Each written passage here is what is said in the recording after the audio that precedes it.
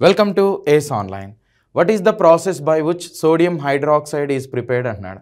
Sodium hydroxide ఇలాంటి వాటిని prepare చేయడానికి ఏ ప్రాసెస్ని యూస్ చేస్తారో సో చూడండి ఇక్కడ సాల్వే ప్రాసెస్ అనేటువంటిది ఇచ్చారు.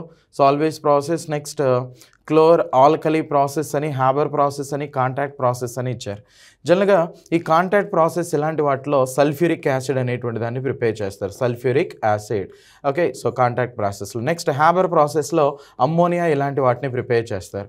నెక్స్ట్ క్లోర్ ఆల్కలీ ప్రాసెస్ అనేటువంటిది తీసుకున్నట్లయితే సోడియం హైడ్రాక్సైడ్ అనేది ప్రిపేర్ చేస్తారు. మరి అదే సాల్వే ప్రాసెస్ అనేటువంటిది తీసుకున్నట్లయితే సోడియం కార్బొనేట్ అనేటువంటిది ఓకే Na2CO3 సో 10H2O ఇలాంటి వాటిని ప్రిపేర్ చేస్తారన్నమాట. సోడియం కార్బొనేట్ అనేటువంటిదిగా చెప్తాం. అయితే ఇక్కడ వాడు అడిగింది ఏంటి, సోడియం హైడ్రాక్సైడ్ కాబట్టి ఆన్సర్ అనేటువంటిది ఏం తీసుకోవాలి, ఆప్షన్ 2 అనేటువంటిది రైట్ ఆన్సర్గా తీసుకోవాలి.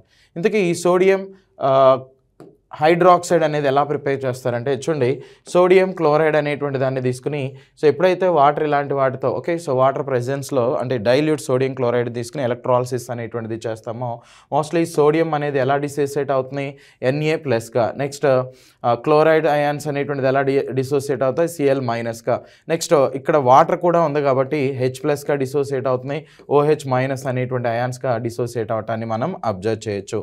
ఇక్కడ ఈ రెండు కూడా క్యాటయాన్స్, ఈ రెండు కూడా ఆనియాన్స్. అయితే ఎలక్ట్రోకెమికల్ సిరీస్ అనేటువంటి దాన్ని తీసుకున్నట్లయితే డిశ్చార్జ్ సిరీస్ అనేటువంటిది తీసుకున్నట్లయితే మోస్ట్లీ ఈ రెండిట్లో కూడా ఏది క్యాథోడ్ దగ్గర డిపాజిట్ అనేటువంటిది అవుతుందంటే H+ అయాన్స్ అనమాట. ఓకే సో క్యాథోడ్ దగ్గర ఎప్పుడు కూడా రిడక్షన్ అనేటువంటిది జరగాలి కాబట్టి ఇలా 2 ఎలక్ట్రాన్స్ అనేటువంటిది తీసుకుని మోస్ట్లీ హైడ్రోజన్ గ్యాస్ అనేటువంటిది వస్తుంది. నెక్స్ట్ అదే యానోడ్ అనేటువంటిది తీసుకున్నట్లయితే యానోడ్ దగ్గర ఈ రెండు అయాన్స్లో కూడా ఎవరు డిపాజిట్ అవుతారు అంటే OH- అయాన్స్ అనేటువంటి ఈ రెండు అయాన్స్లో కూడా ఎవరు డిపాజిట్ అవుతారంటే క్లోరైడ్ అయాన్స్ అనేటువంటిది డిపాజిట్ అవుతాయి. ఎందుకంటే ఈ ఎలక్ట్రికల్ డిశ్చార్జ్ పొటెన్షియల్ వాల్యూస్ని బేస్ చేసుకుని చెప్తాం.